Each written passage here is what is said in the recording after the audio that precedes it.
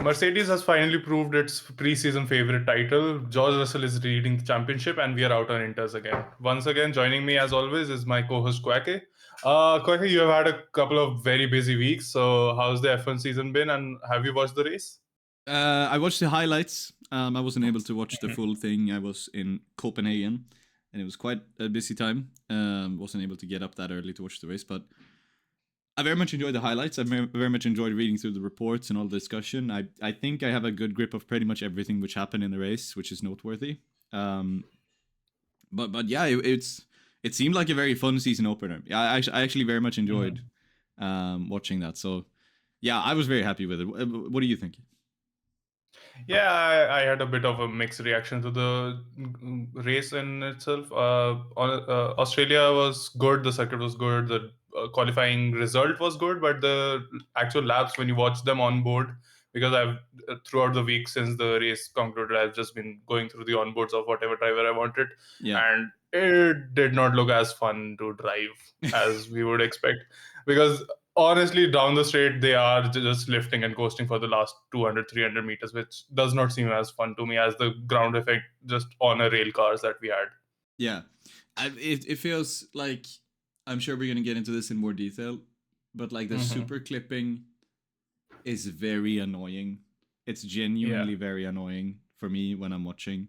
It just feels very boring hearing the cars completely just grind to a halt at the end of the straight, and also the race start looked like when they're standing there revving their turbos, like revving the engine to get the turbos spun up, is so boring. Like it's Yeah.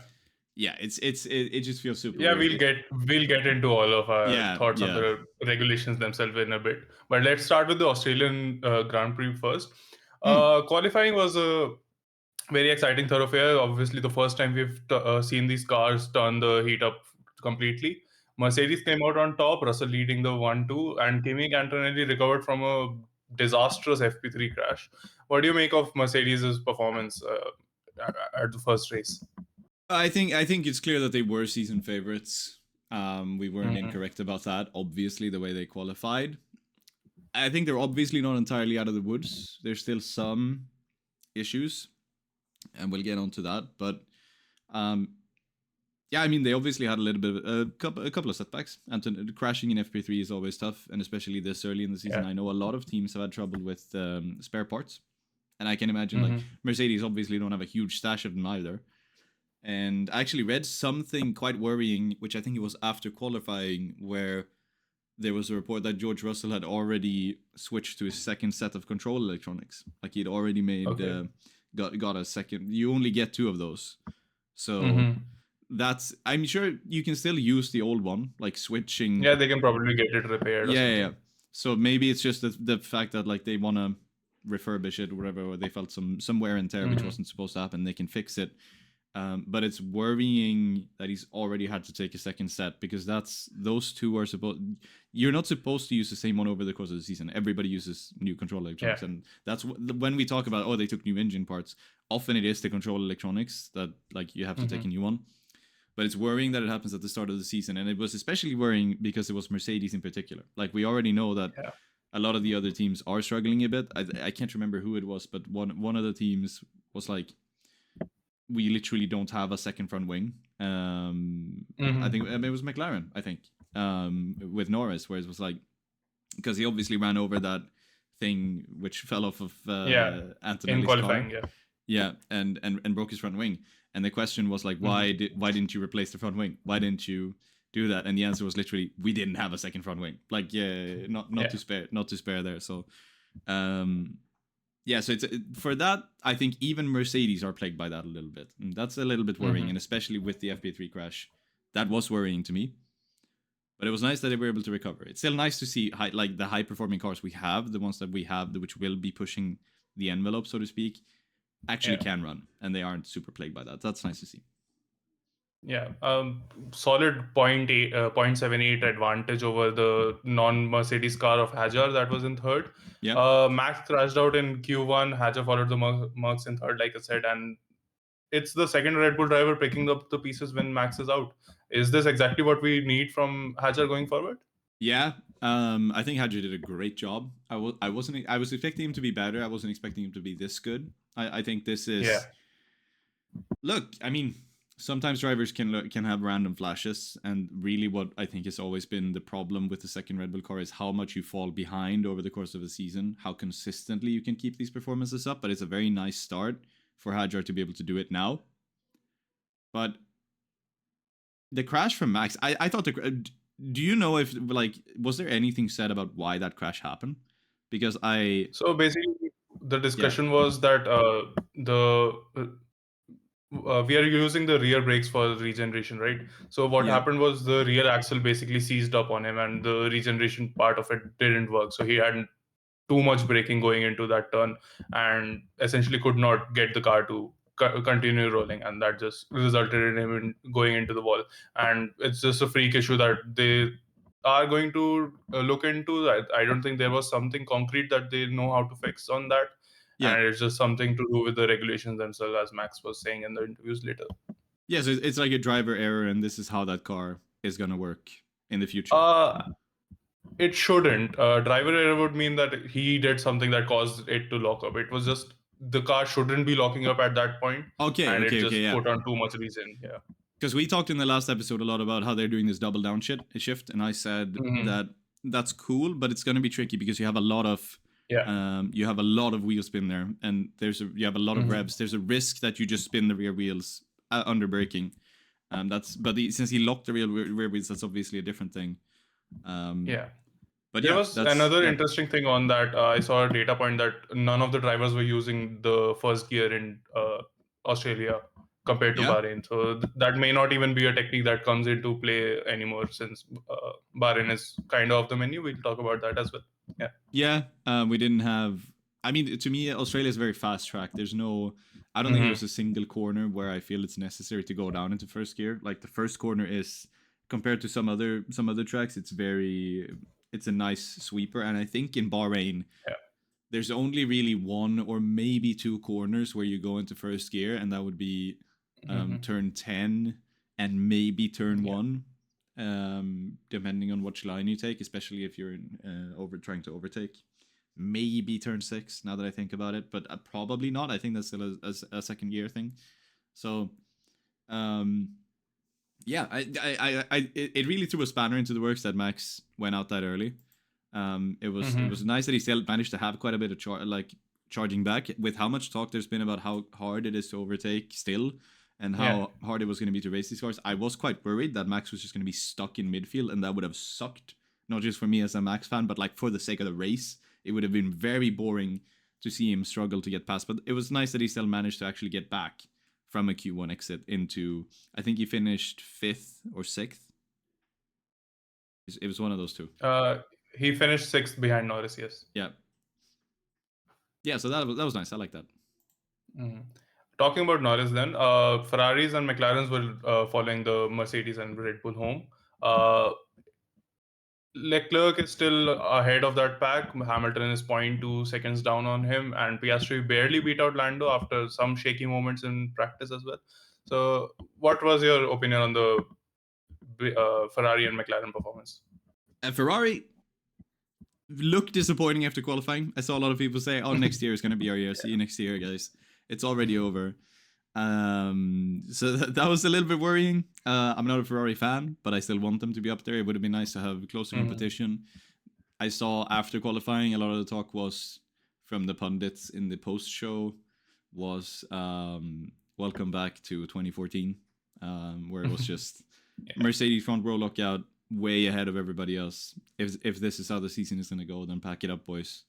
Um, so I was little bit worried about that. Hamilton still being behind. I mean, yeah, we talked about this last time, I think, as well. It's like everybody's talking about Hamilton as an Yeah. adaptable driver. He's going to be able to quickly adapt to these new regulations. Well, he's also Hmm. racing with Leclerc, who is also a very Yeah. adaptable driver. He's very much known for being very adaptable and being able to adapt to new circumstances quite well. So, yeah, no, I didn't see that that was going to be a factor. I think I think this is tricky for Ferrari. As for McLaren, like I touched on with Norris not having a new front wing, it's that played a part in it.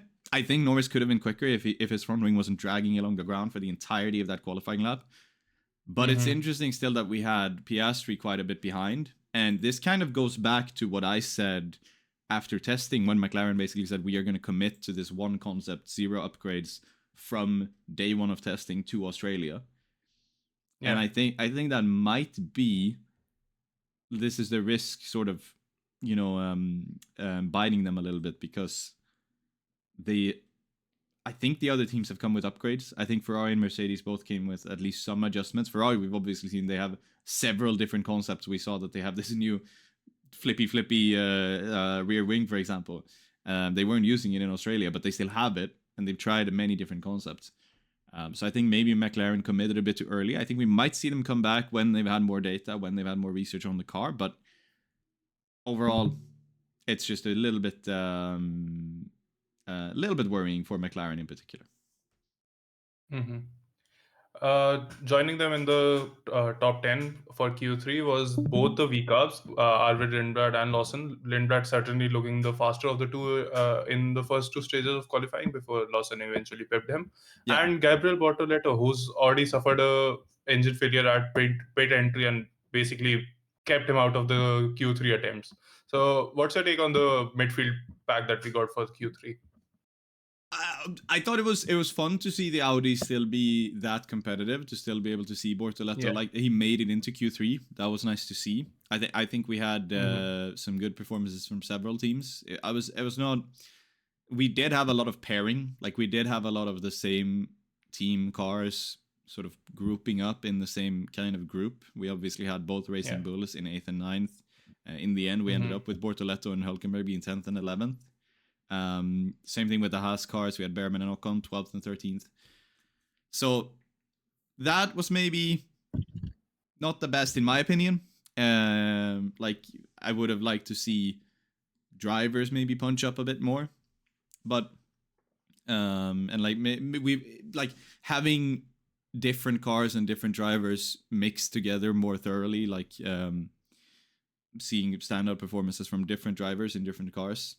It's usually a sign that we have closer competition, but the times were still pretty close, and I still Yeah. quite like that. Like the racing bulls, especially. I think I can't remember what I said on the show, but I have previously predicted that I think they were going to finish quite far down the order. Um, Mm-hmm.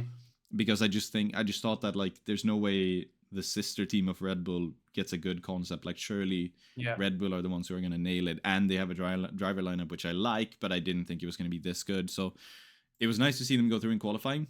I think the Audi cars as well. I had big worries about them with them having a completely new, freshly developed power unit. Obviously, we saw some issues. An Mm-hmm. engine failure in qualifying for Bortoleto, and I can't remember if it was the engine's fault, Another but for before the race for Nico, yeah. yeah, exactly. That's worrying, but at least the engine performs. Like that was absolutely not a Mm-hmm. given. This engine could have been 5 seconds off the pace compared to everybody else, so Yeah. that's very nice. And yeah, we had with the Haas cars as well. Nice. I think with the Alpine was sort of in the mix. Like I had counted Alpine out Mm-hmm. entirely, but Gasly making it through into Q2 was nice. Colapinto was through to Q2 as well. And the times weren't too far off some of those other cars. Gasly was just like a couple of hundredths off the Haas cars. Yeah. So that was very nice. I like to see that. I was disappointed by Williams, but it looks like that's going to be the case for the rest of the season. Yeah, Williams is not doing very well No. currently, but the rest of the midfield battle honestly is pretty close with the teams that you would expect. Like you mentioned, Audi's engine, it might have some reliability woes to fix, but it's still performing really well. Yeah. And compared that to Honda's engine in the Aston Martin, this is a great side better to see for them. Yeah. Yeah. I mean, yeah. I think another really interesting thing. I'm not sure if we have these later on in the show notes, but on that Honda, there was a Mm-hmm. very interesting quote from Adrian Newey, Yeah. saying basically that like the engine is so slow, the car doesn't carry enough speed into the corners where they can get like meaningful data on the aero package. Like this aero package Yeah. might be amazing. It might be it might be the best on the grid, but they literally don't know because the engine doesn't carry enough speed into the corners. And I'm not sure that's true at all. But like it really shows how deep they are in the woods, because it's going to take time for Yeah. that engine packaging to get better and actually turn this into a drivable car. It's going to take probably a couple of Grand Prix, but Yeah.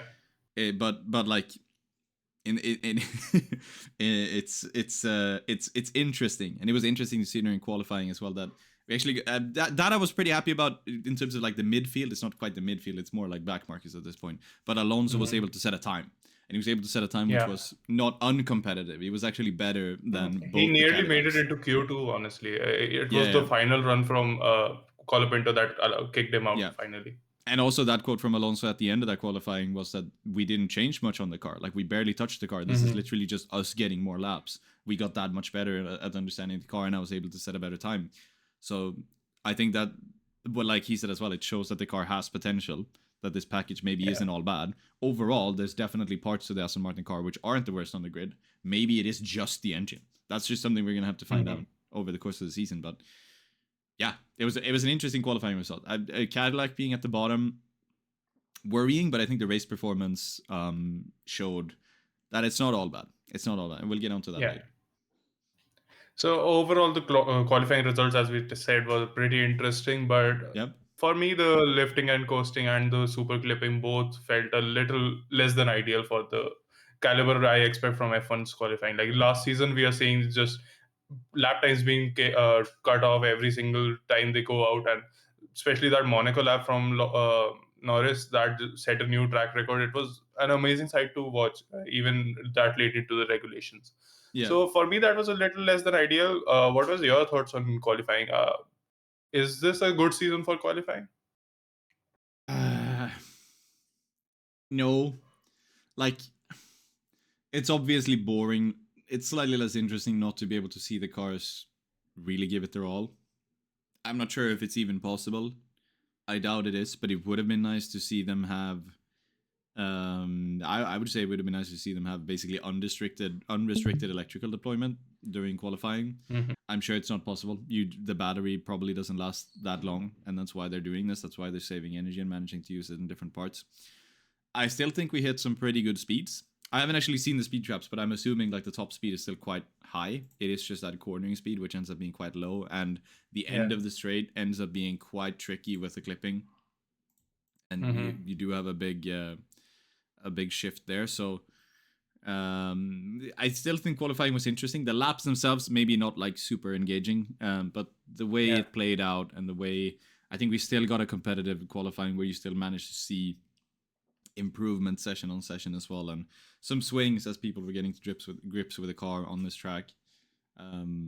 So I still enjoyed qualifying. I'm still gonna enjoy watching qualifying for different reasons. Like I think in some ways a lot of this is overplayed because it doesn't really matter how the cars are performing. It only matters how they're performing relative to each other in a way. That's when I'm talking about motorsport, because I don't really care if they're driving like if you have GT racing, then you're driving like regular cars. If you, even in the lower category, when you're watching rallycross, they're all driving fucking what Toyota Yaris, whatever they call. Like they're all driving just basically grandma cars spec'd up into race spec, and it's still super enjoyable because it's like it doesn't like this isn't the peak performance car. It's still just interesting to see driver ability and able to see drivers perform their best. So for that, I don't really mind. It's sad that it's not like you can't truly say that this is the best car possible. Formula One, the Formula One car is not the best car possible. It's not the fastest car, maybe not even in the world. Because as I saw somebody in simulations when they drove the next generation Formula E car around Albert Park. It actually set a better lap time than the 2026 F1 car. That's a simulation, like sure, but the energy, that's because of the energy management that you need to do and the big deficit that you have. Yeah. So Yeah.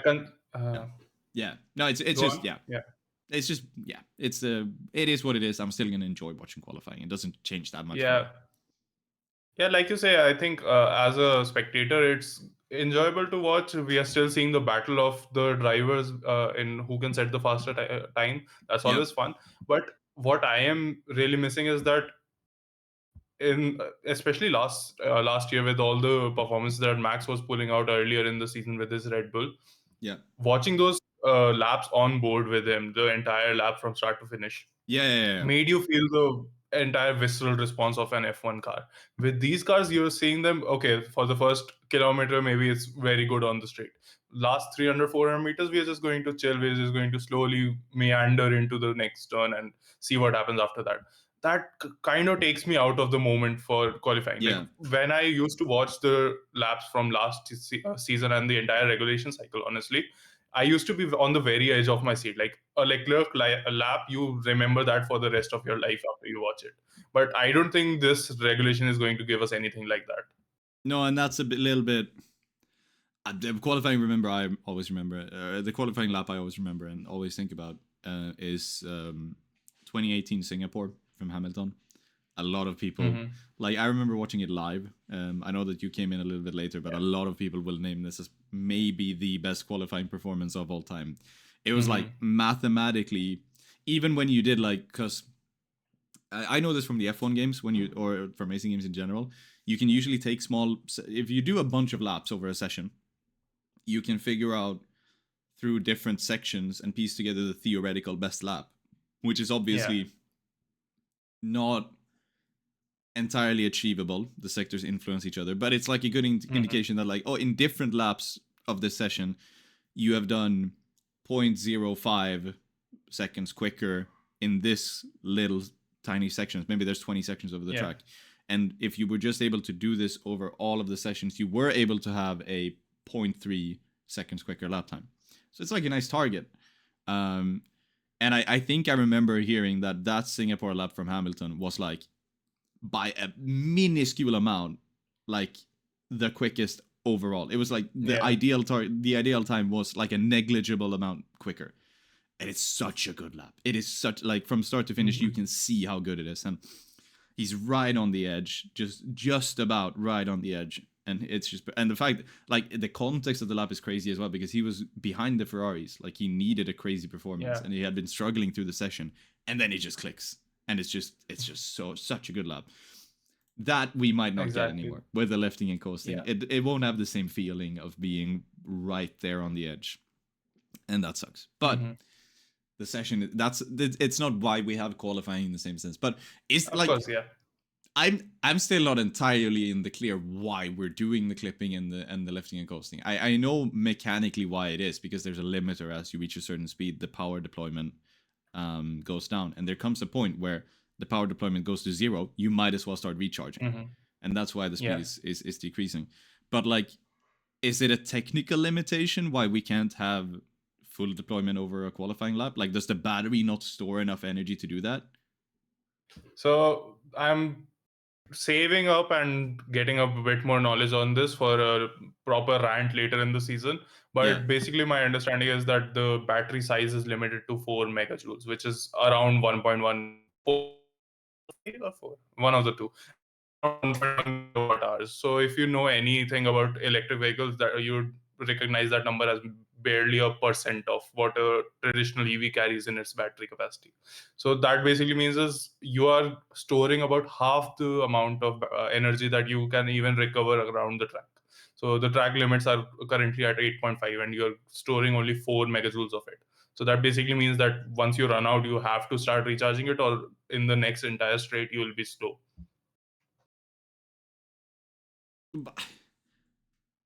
How can an energy pack be that far behind a traditional EV in Formula One? Because it's about this big, maybe, instead of the entire car size packs. Yeah, okay, yeah, that's true. Yeah, that's true. That just Yeah. feels so stupid. That feels like I'd Yeah. rather have a bigger, heavier car, which could at least Hmm. deploy over a whole qualifying lap. Yeah, I think Then, yeah, the compromises that they have made are going to bite them throughout the season. yeah. And obviously, we'll have an entire one of the break episodes that we do. We'll do an entire rant. I'll do an entire rant about everything wrong with these regulations, and you'll just have to sit there and listen to all of it. But I will enjoy it. yeah, right now it's not looking very good on that aspect.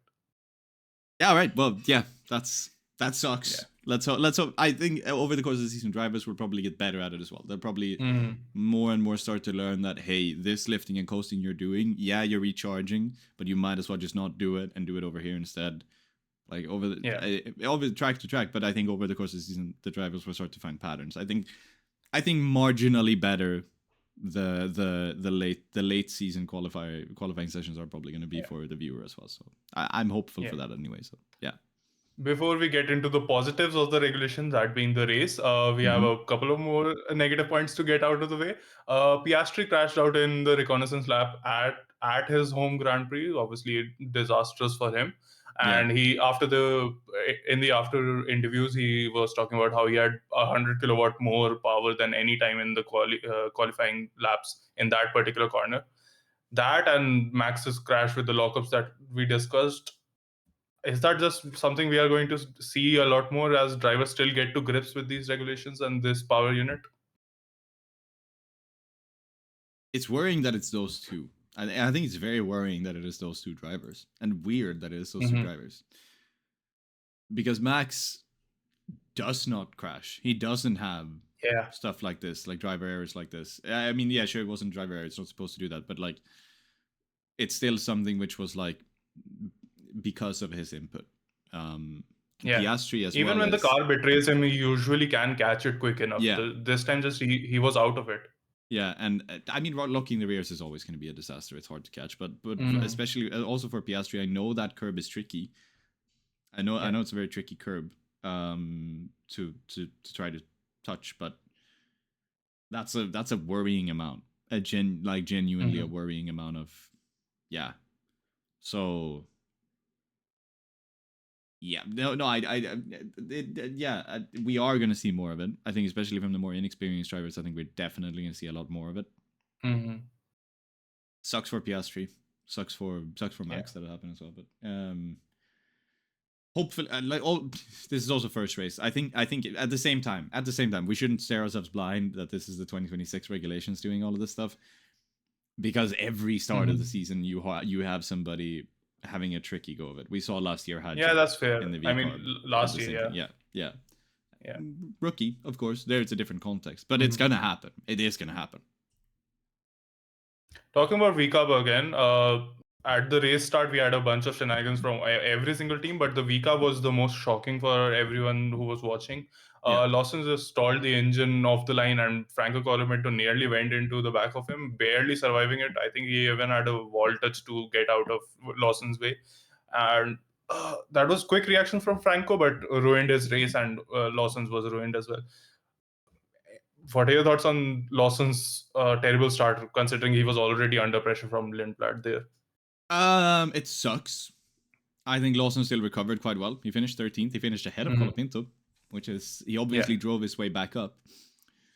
But it's just it was very dangerous. Naturally, we don't see a lot of stalls, Mm-hmm. especially at this level. That's usually happens a lot more often in Formula 2 and Formula 3 a lot of the time. I think it is just you get a lot of you I think obviously they practice this. We saw a stall in one of the practice starts. I think it was Hulkenberg. I think he did it twice even in one of the practice starts during testing. And that was Mm-hmm. also a talking point, like already they're stalling the car, yada yada yada. This is with the turbo and everything. So that probably doesn't help. But I think it is also like, if it's gonna happen, it's gonna happen at the race start, because you are in like a different mode. You're in a different competitive mode. When you Yeah. practice starting, you don't think about the fact that you have 19 other cars around you. So, sorry, 21 other cars around you. We have to get used to this now. Yeah. Yeah, no, like overall, it's gonna happen. It was nice amazing that Colapinto managed to get that slow mo shot is honestly astonishing. Yeah. I love that. But stuff that happens. I think it did play a part that the turbo with all the turbo and stuff. Like, Yeah, um, I was listening to his comms on the onboard, and basically he got no turbo boost at the start of the launch. yeah, it's just it's gonna happen. The regulations doesn't help, but yeah, Yeah. it's not for me. It's not a big deal. We can live with it. It Mm-hmm. happens. We can live with this. Yeah. Talking about his teammate, Arvid Lindblad absolutely nailed the first lap in contrast to Lawson's Oh yeah, disaster, and he beats Hajar into turn 9 to take the lead from in the Red Bull yeah, family as well. the exact same sort of moves that Max was making against Alpines down the back of the pack, and Lindblad doing it against the very best teams. How impressive were these early laps from Arvid? Very. This when I was a bit honestly a little bit upset at the when I was watching the highlights because of the commentators, because they completely missed the fact that he actually gets past Hadjar into. Yeah. I think they just automatically thought, oh, it's a V carb, that he's defending against the Red Bull, but he got passed. Like he got passed into that 1-2 over there off the back, and that was excellent. That's excellent, and it's very cool to see a driver, and I was surprised to see this from Lindblad because I'd sort of, like I said, I'd sort of counted him out of the season. I was surprised by his performance, and it was nice to see him actually want to get his elbows out, especially against the second Red Bull driver, like against the main team driver. That's nice. It's very nice to see, and it's nice that he dared to do that because that was absolutely not a guarantee. Not just Hajar. I mean, on Hajar himself, the turn 910 move that we are talking about, he did that twice, and it was a lot of echoes of Norris versus Hamilton in the Jeddah race last year. Norris just could not figure out how to keep him behind. Hajar was having the same issue, but from a back, essentially what should be a midfield driver. Yeah. And that was very impressive. And alongside that, he even managed to bang wheels with Hamilton. And after the interview, he was saying that I am here to race and I will get into the way and fight with everyone, even if it's a 7-time world champion. So I think that's really ballsy from Arvid to put his flag out there right from the start. It was very nice, and also in that mix was Hamilton. Another thing that the commentators kind of missed. It's like they just assumed that the Ferrari was ahead, but he had an amazing start, and he managed to get up into the battle. And he actually in the same lap he got past both Hadjar and Lindblad in that same sequence, because I think it was right after Arvid got past Hadjar in that 9-10 sort of sequence. Hamilton gets a good run on Hadjar, obviously compromised because he's being overtaken into that corner. Lindblad going around the outside, that's going to compromise Hadjar into that complex, which is very important. Like, it's very important that you nail those corners. I know that from driving the track so many times in sims and stuff. That's a crucial corner to get right. And so he gets compromised, Hamilton gets past, but then Hamilton actually goes as well up the inside of Lindblad into the next corner, into turn 12, which was like a very nice sequence for Hamilton, a very good racecraft. So, and then he's in the mix. He's only behind the Mercs and his teammate. Yeah.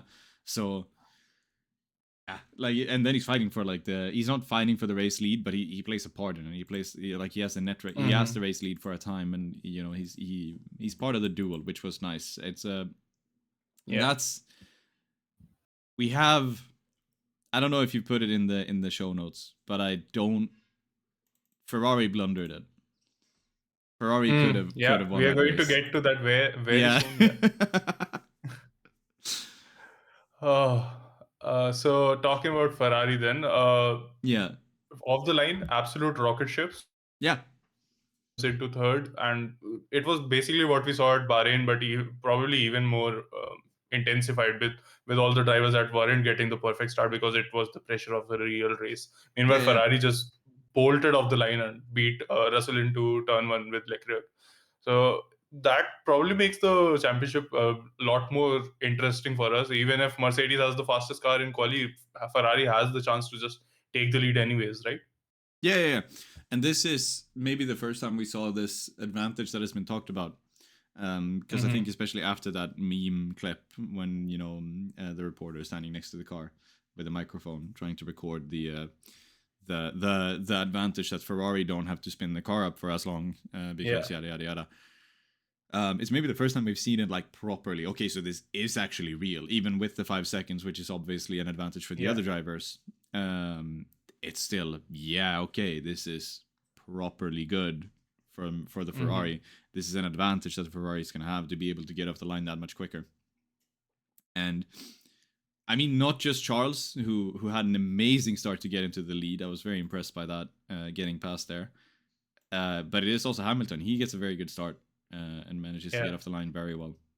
And that's just very good to see. Like I said, I'm not a Ferrari fan in particular, but I want them to be there, Hmm. and I want to have a fight for the front. And if that's going to be Ferrari versus Merc this year, then I'm all for it.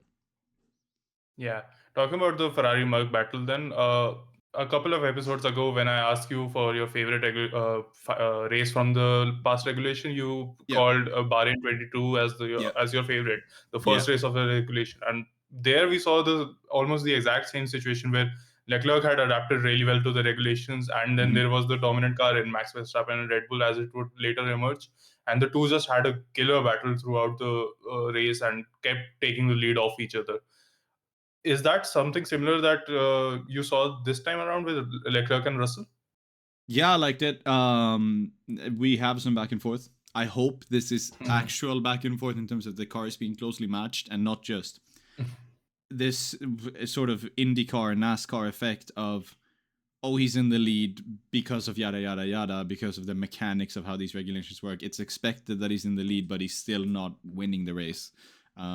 Yeah. This is context that I think we're going to find out over the season if this was a Hmm. legitimate battle or if we're going to look back at this and think, well, yeah, obviously he had the battery advantage, but Russell was managing better. And because that's something which is it's interesting. It's engaging in a different way for me. But in IndyCar, this is something which is talked Yeah. about a lot, about how, especially on the oval races, you're carrying such high speed a lot of the time, and the drag becomes such a big factor that you don't want to be in the lead unless you are Hmm. that much better than all the other cars. You don't want to be in the lead because you will have this constant Mario Kart catch up effect where Yeah. you're just completely being slowed down, and it becomes this annoying, slightly annoying thing and unengaging thing, especially for newer viewers, where in the last laps of the race, you will often see the chasing driver get past, maybe 2 or 3 or 4 laps before the line. And the casters will say, Hmm. well, the commentators will say, oh, nice, he's going for the lead. But now Newgarden is in a great position to get back. And that's, like I said, I don't think it's a different thing to engage with. It's a different thing to learn about and to talk about and to think about when watching the race, but it becomes such a big thing of management. And I'm worried that we're going to Yeah. have to see the same thing in Formula 1, which would Hmm. be less interesting, of course. Um, and I can't really decide from the battle we've seen now if that's what we have, if like Charles was only in the lead because he was mismanaging his energy and he was trying to deploy more early for track position while Russell was more thinking about the race. I don't think that's the case, but hopefully at the end of the season we're going to look back and still think that this was a legitimately good battle rather than, Yeah. oh, it was always going to happen. But I think that's hard to read now. I It's think hard to find out now. Yeah. mhm. The way that more knowledgeable people than myself have described it is essentially that because the car behind gets the overtake option, and because the car in front has to spend some energy in order to get the overtake off initially, that Yeah. just creates the effect where the car in front has less energy, the car behind has more energy, and they keep swapping because of that. Yeah. But eventually, that came to an end thanks to the VSC triggered by Hajar's engine failure. And there we saw exactly what you mentioned. Ferrari took another strategic blunder and essentially tossed the race away. Uh, what do you make of Ferrari's strategy? Is it still the disaster class that we've always seen it be? It sucks. I Hmm. think it made a. It was still an engaging battle, but I think it could have been genuinely interesting and genuinely favored the Ferrari if they actually went for that. I don't understand why they don't pit at least one car, like Hamilton said.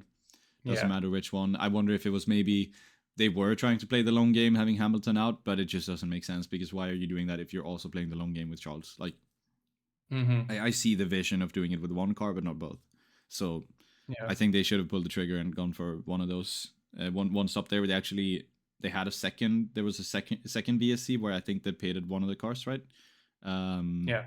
Later on, and that's eh, like I don't like that. I don't like that, and I think it's if that's gonna ruin another championship battle because as much as I think the Red Bull was not always, but it was the favorite to win the 2022 season, it would have been a Hmm. much closer battle if Ferrari played a better strategy game and if we had less Yeah. driver errors from Charles. Um, Hmm. so those two things, like, it's gonna suck if we have a Mercedes Ferrari championship battle, which ends up with a big Mercedes win because of undeniable blunders from the Ferrari team. That's gonna suck. Yeah. So I hope it's not the case. but this is a worrying first sign.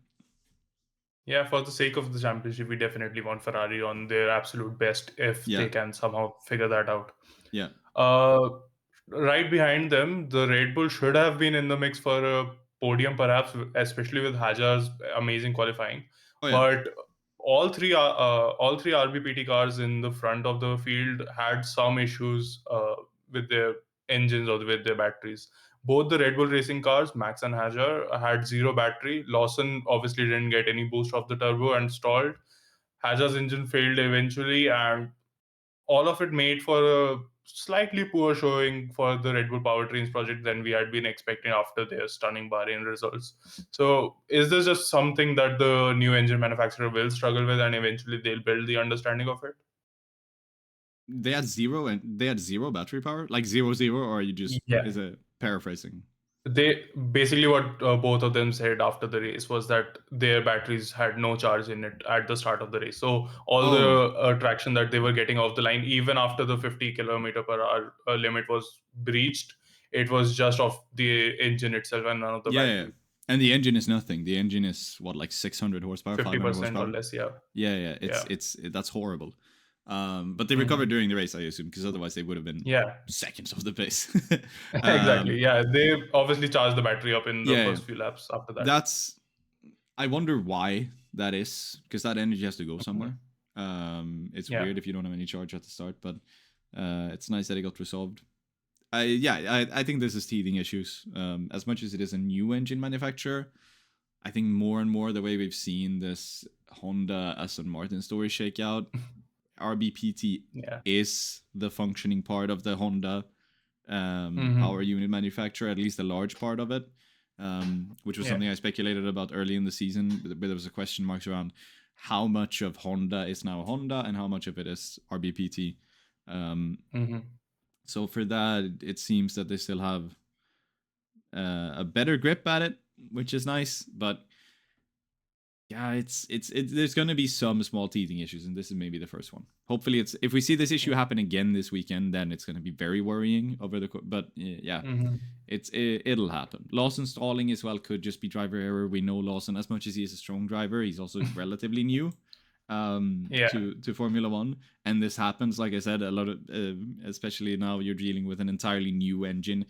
It not it might not be that the engine is bad and that's why they're stalling. It might just be that he's not used to how this engine deploys power because there's going to be small differences in that.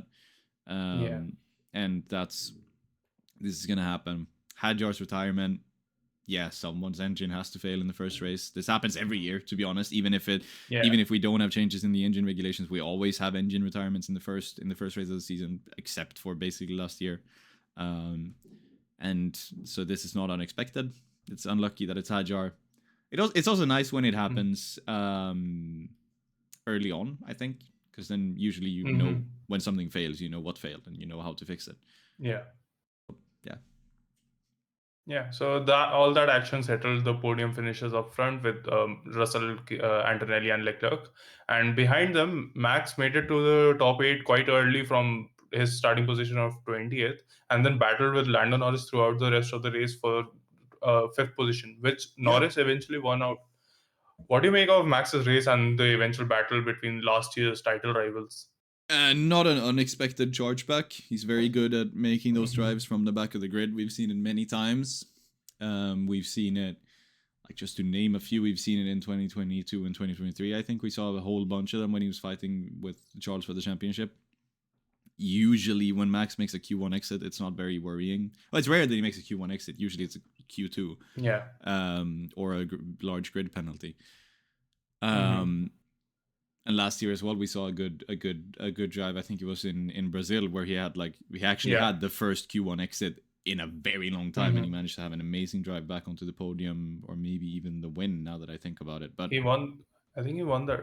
No, Norris won that, so he was on the podium yeah, then. I think he just about Hmm. made P3. Yeah. And I can remember so many of these in Russia 2021. He was basically out for the count, but managed to have like a miraculous drive into P2 or P3, which still kept him in the championship fight because that was very late in the season. Um, Hmm. and yeah, it's just this is not unexpected. It's not, and Yeah. there was a risk that this was going to be impossible with the car. There was a risk that with these new cars that was not going to be possible, not going to be um, something he could do. Like I said, if they were this difficult to race, but it seems to me that all you see is violence in movies. No, it seems to me that driver ability is still relatively, like, the balance between car performance and driver performance is still relatively the same as it's been in past years. Like, Hmm. um, the Red Bull still being a front running car, still being one of those top four, relatively closely matched to the race winning teams. And Max's driver Yeah. ability is able to overpower the midfield drivers. Because Hmm. if the car performance was that much more important, then Max would absolutely just be stuck in P10 for the entire race. But now it is still, like, it's still relatively balanced where he's still able to make those drives. Yeah. That's nice. Yeah, he had some great overtakes while getting to that position as well. So it was Yeah, a really fun drive to watch and boosted the overtake statistics that yeah, F1 love to talk about after the race. yeah. Rounding out the top 10 was Behrman edging out the lead in the midfield battle ahead of Nice. Lindblad, the early race hero, and Bortoletto, bringing points home for Audi in the very first race. Yeah, Solid debut for Haas. I mean, Ocon's complaining about stuff on his car again, but that seems for par for the course at this point. yeah. No, it's nice. The Haas is still in it. They look good in testing. They deliver.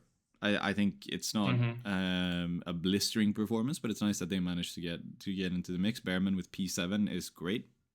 Yeah. Especially with Lindblad having that advantage after the first lap. He had such a good drive in the first lap that he ends up in his grid position in the end.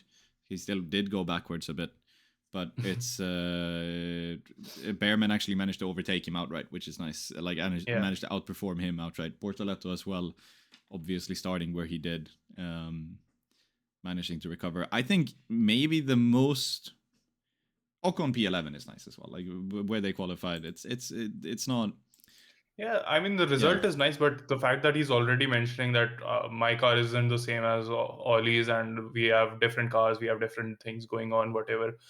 I just feel like that's a recurring issue with Ocon's career at this point. In Alpine, he felt that he was always the second driver behind Pierre, even if both cars were on the same setups. In last year in Haas, he had some races where he mentioned the same problems again, that I have braking problems, Ollie doesn't. There's something different with the cars.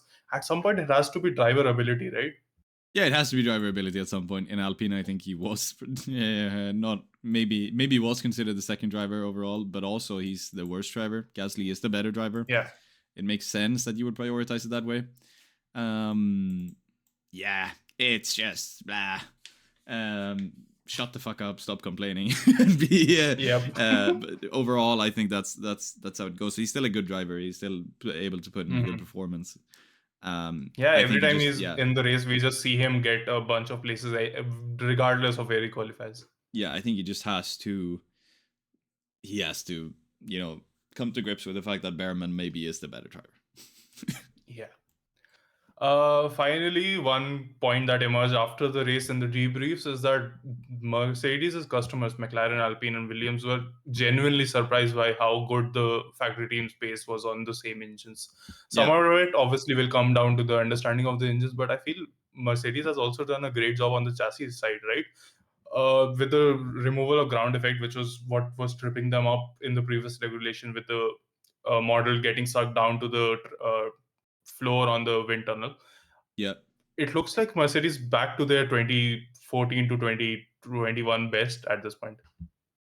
They've they've developed the engine for their own car, and they've developed their car for their own Yeah. engine. Um, which is, to a lesser degree, the other teams aren't really able to do that. Like, the way they package the car, Hmm. the way they package the engine. I don't know exactly how it works out, but like, Mercedes obviously are able to communicate between the chassis team and the engine team to say that we are planning to do the engine like this, and the chassis can say, okay, we are gonna make the packaging like this. For the other teams, Yeah. at least the way I understand it, it's more so that they get the engine when it's close to a finished state, Hmm. and maybe there's some communication, but basically, here's an engine, now build your chassis Yeah. around it and build the packaging around it. So that's Yeah. obviously tricky for them. It's a tricky story, and that's gonna be an advantage for the factory team, basically always. That being Mm-hmm. said, I'm not. I think we didn't see a lot of trouble for the Mercedes powered cars. Yeah. There's no, obviously Piastri crashed out, but it's not an engine failure. We didn't see any mechanical retirements for Mercedes Mm-hmm. powered cars. Both the Williams were running. Just the signs one in qualifying. He couldn't participate Yeah, in qualifying, but that was, I think, a hydraulic issue or something. yeah. I mean, that's stuff like this is going to happen, but like, especially compared to some of the other cars where we had Yeah. Bottas obviously had an engine failure. That's a Ferrari. We had Red Bull powertrains Mm-hmm. having many engine issues, like you said. Audi as well having more engine issues. Out of the, and obviously Aston Martin, yeah, they didn't have any engine issues, but they have their Yeah. issues of their own. If they were running, they Mm-hmm. would, those engines would have broken down. I can only imagine if they were running a For full sure. race Yeah. distance. Um, so out of the engine manufacturers, Mercedes still come off the best overall as well. It is a good engine. In terms of performance, I think the package is just that good for Mercedes as well, and it's always looked very quick. So yeah, Yeah. I'm happy with that. Overall, what's your review for the Australian Grand Prix? Out of 10, let's say. Could have been better. Could have been a lot worse. I'd probably give it a. I mean, without having sat through the entire thing, Mm-hmm. it's because I did just watch the highlights. I'm gonna have to give it like a 7. It's very like par for the course. It's not one that I'm gonna put into the history books as one of my favorite of all time. But it's we could have had a lot worse, and we have had a lot worse races, especially with new regulations Yeah. coming in. There have been a lot worse experience. So, what do you think? I think if it was just the race that I had to rate, I would easily put it like a 8, 8.5 even. Because honestly, the action was quite thrilling, even Yep. if there was some reasons behind it. But Yep. putting qualifying into it, looking at the weekend as a whole, it has to go down to a 6 for me. I'm just not feeling as much of the thrill as I used to get when I used to stay and watch every single session Yeah. Yeah. Yeah. throughout the weekend. So there's some things to be improved, but it's a decent start for the season at least. Yeah. Yeah, I think that's fair. I think Okay. that's fair. The Yeah. practices I barely kept up with. I was mostly watching qualifying in the race. So, looking forward from the Australian Grand Prix now, there were a couple of items of news that we have to address. Obviously, the big one being the news that we are receiving from the Middle East. There's obviously been a lot of uh, skirmishes going on, let's say, in that area. And obviously, we won't go much into the politics of it, but it does mean that the F1 races at Bahrain and Jeddah have been cancelled. Bringing some levity to the situation. Quacke, how did we find out about the cancellation of the races? As far as I know, we found this out by Hadjar and Antonelli being on a flight to China at an airport, I assume out of Australia, and being overheard by someone at said airport when Hadjar said, "Oh, well, that's 2 fewer races for you to win then," to Antonelli. Which is obviously referring to the 2 races in the Middle East we have going on in the spring part of the Yeah. season. It's a real shame. There was honestly I heard talk about the fact that we might not even be able to get going in Australia since we were just in Bahrain testing, and there were still a lot of F1 Mm-hmm. related people basically stuck in Bahrain, not Yeah. quite able to leave. But usually with these things, it's I find that usually when you have geopolitical turmoil in a region like this, usually it's just the first part where you sort of have to freeze and you just have to say, hang on, we have to figure out what we can do, and then eventually you figure out how to travel. And it was the same thing around COVID, where like in the first part of the first couple of weeks and the first couple of days, it was basically nobody can leave the country in every country in the world. Mm-hmm. Eventually you start to figure out, well, okay, so this person has to get to this other country and they can travel Yeah. relatively safely. So there's this it was nice that we were able to get going since that wasn't really a guarantee. The timing was very unfortunate from a Formula One sense, Mm-hmm. which the leaders of the world should have thought about. So we should have considered for our enjoyment that maybe this timing was horrible. Absolutely. No, but Yeah. like Uh, yeah, it's a horrible thing. The entire thing is absolutely horrible on a mm-hmm. scale which goes way beyond Formula One, of course, which is not something we are going to go Yeah. into here. Nothing has been announced. We're just assuming, and it's more or less. I can't say it's a given that this was going to happen. Obviously, everything is still very much in flux. We don't really know what's going on. I'm not Yeah, we super saw. yeah. Sorry. No, I'm not super upset about Jeddah going away. I don't particularly like that race weekend in general. It's a boring Mhm. track. Bahrain, I am crying. That is one of my favorite tracks on the entire calendar, and it's an I honestly, I hope they move it to like the back half of the season if possible. Yeah, so the current situation, as we have heard, is that there are no replacements in the European region for those races, and we are just going to have a gap between China and whenever the next race happens, probably in Yeah. Miami, which is a shame, honestly, because I don't think since COVID we have had that much of a gap between races at any point in the season. Yeah. And missing Bahrain, like you said, that's a really good track that we seem to enjoy a lot, and we saw in testing that it made for good racing as well, as the Red Bull was pretty competitive with the Mercedes there. Yeah. So that's a shame. Jeddah would have been a disaster anyways, because there was barely any zones to harvest any energy. But overall, obviously, still a tough situation for those countries, and that we have to miss two more races from the season. Yeah. It's gonna be we're going to China and then we're going to Japan 2 weeks later, and that's probably gonna be Mm-hmm. fine. Then it is Bahrain, which was supposed to be April 10th to 12th, and Jeddah, which was 17th to 19th. Those are probably gonna fall away. So we basically end up 29th of March to 1st of May. Yeah. April is gonna be entirely free from Formula One races. And I mean, you Mm-hmm. say that we haven't had a break like that outside of the summer break, but I seem to recall last year we had a super strange break in summer. Um, outside of the summer, maybe it was the year before. There was a very Uh, weird. are you talking about the break before Singapore in like 24 season, I think, Let me see. or Let me something like see. that, I think. Yeah, yeah. Let me see. We had. I'm looking at this schedule now. It might have been. It was weird because it was like a 3 week or a 4 week break, and then the actual summer break also happened. I think I might be thinking Mm-hmm. about the break between Canada and Spain in 2024, Okay.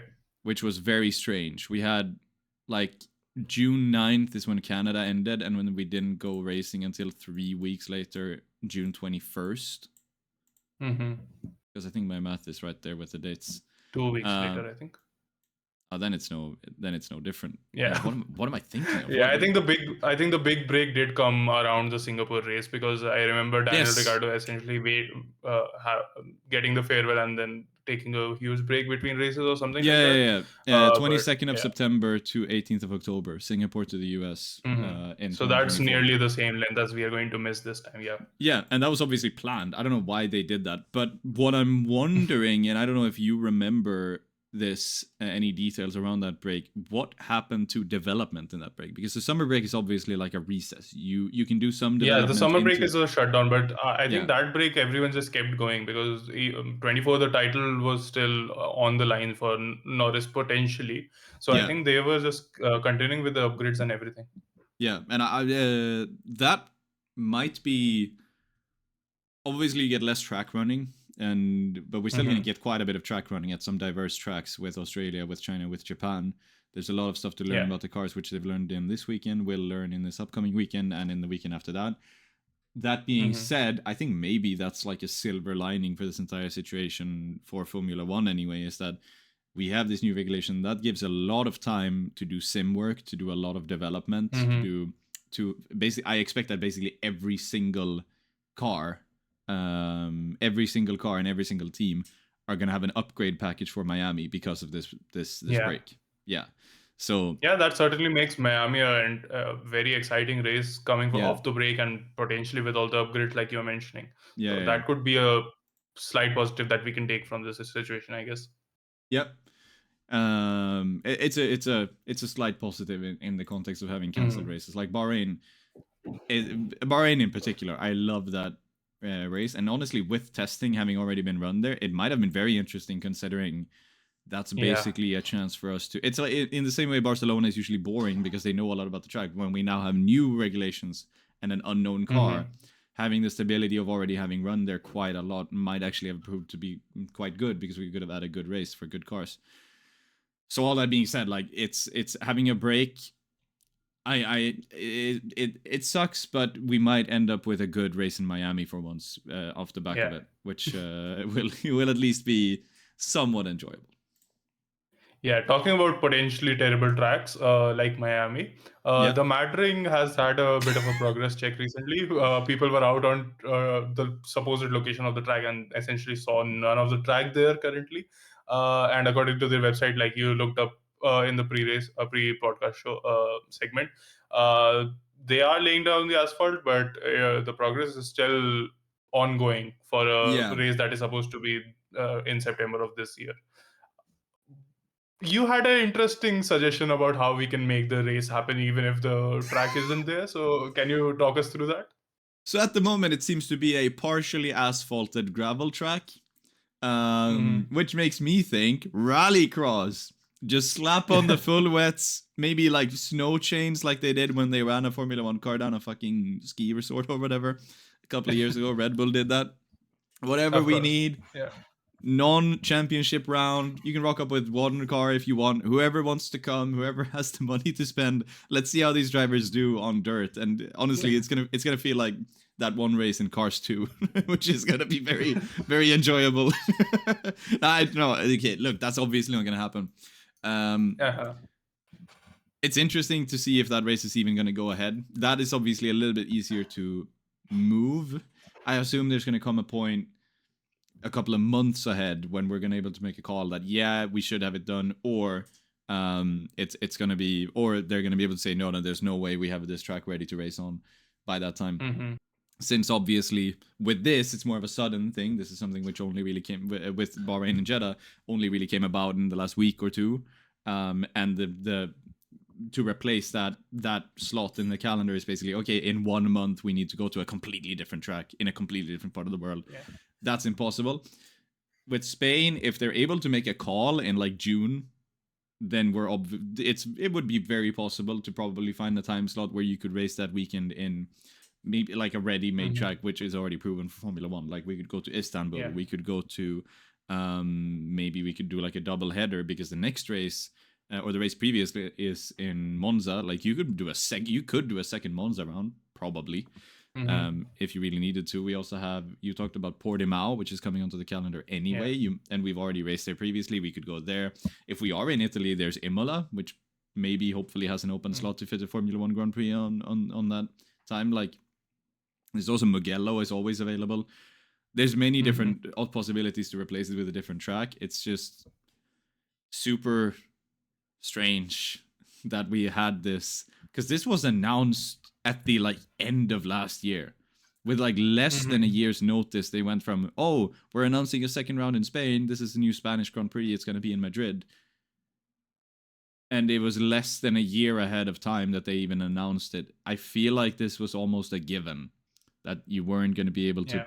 build a new racetrack from scratch.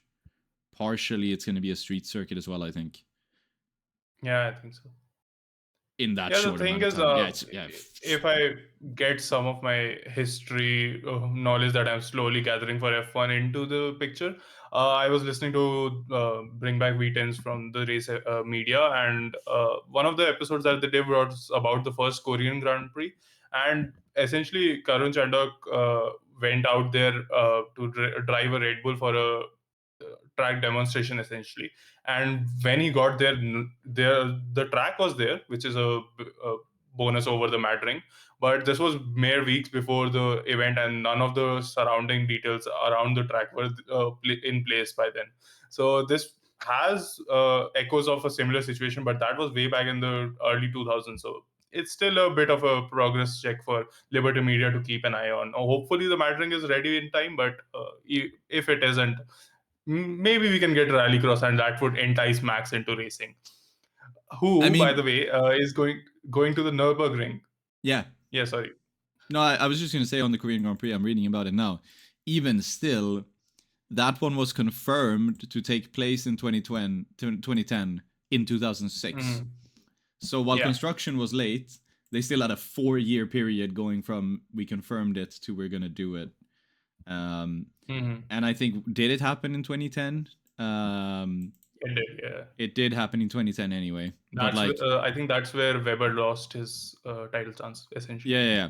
It was given It was given like a late calendar date in 2010, Mm-hmm. published the year before, and then it was just a bit.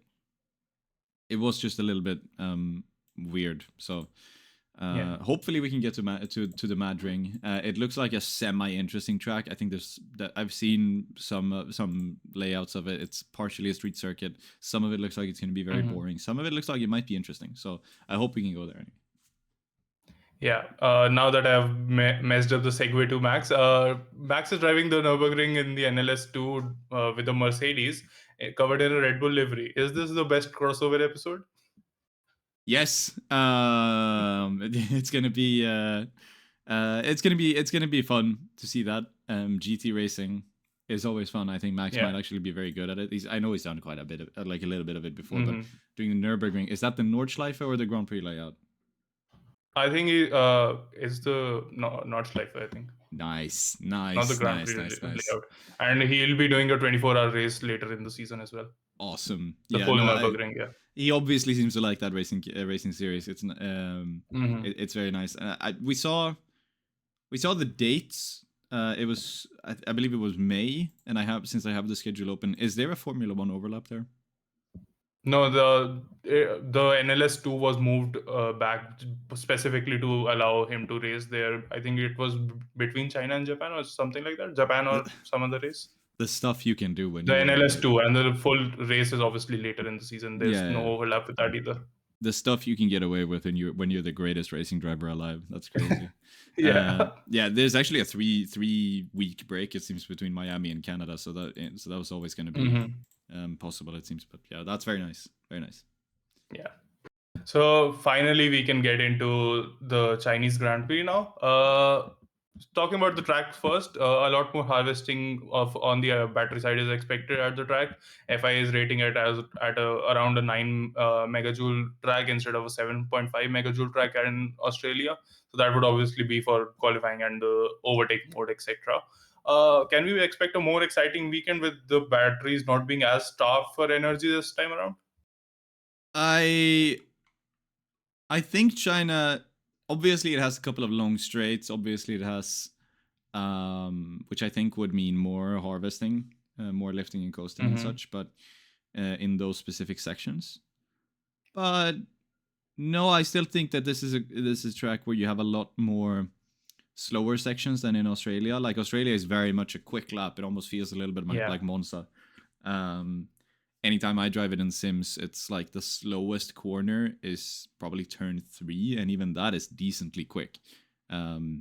It's so going into China, you have hairpins, you have like proper chicanes, you have several hairpins, I would say, because the first corner is kind of a hairpin. It's like a weird Yeah. switchback, um, and yeah, I don't know how if that's better or worse for the battery deployment, but I think it would be better. So Hmm.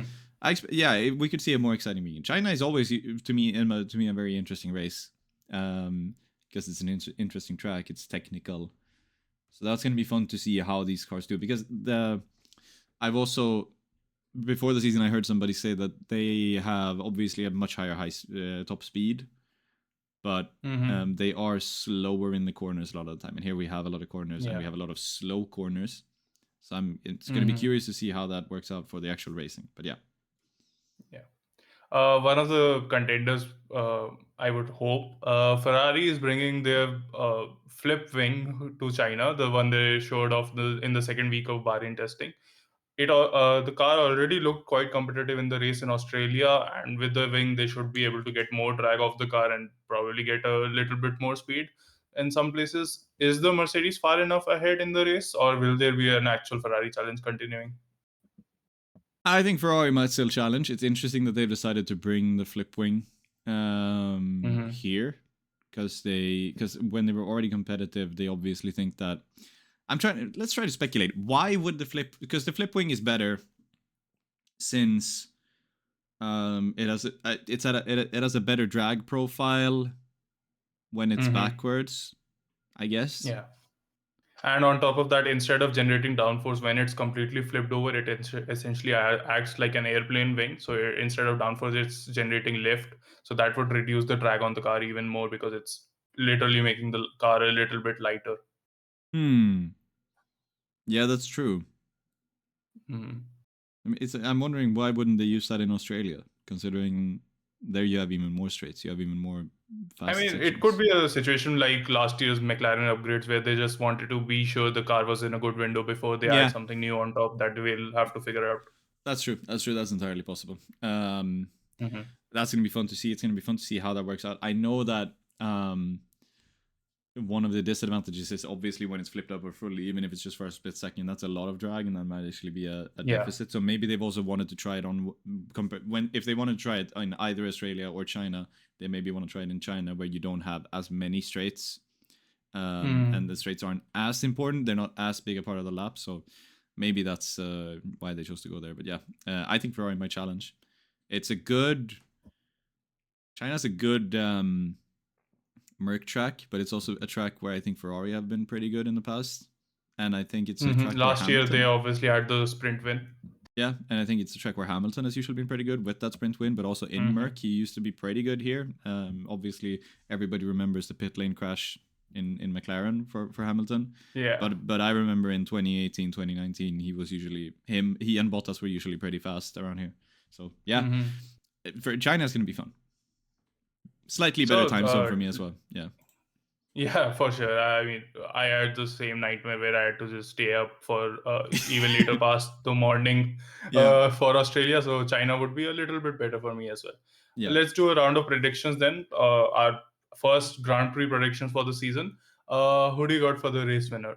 Okay, so I'm gonna be consistent. Like I said, I've done predictions with my friend, and Hmm. I predicted that we are gonna have the same race winner in China as we did in Australia. That being said, I did predict that Australian race winner to be Charles Leclerc, which was a nice read for me. I did this before a single free practice session, um, Yeah. so that was a nice read, and I did predict Russell for pole as well. Um, So should I be consistent or should I be more fun? Because it would be boring if Russell won again.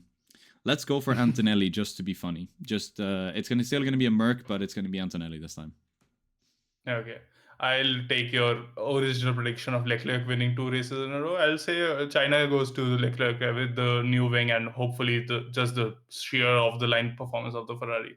Yeah, I So hope so. Leclerc wins the first race for me. Okay, then we have the fastest car. I'll take the lead on this one. I'm going to steal Mercedes because that obviously looks like the fastest car. Even if Ferrari has the advantage, I think it's going to come down to the wire, and Leclerc might end up being the deciding factor there. So I'm going to stick with Mercedes in the fastest car for qualifying. Yeah, I don't want to pick the same as you, even if Mercedes probably is the correct one.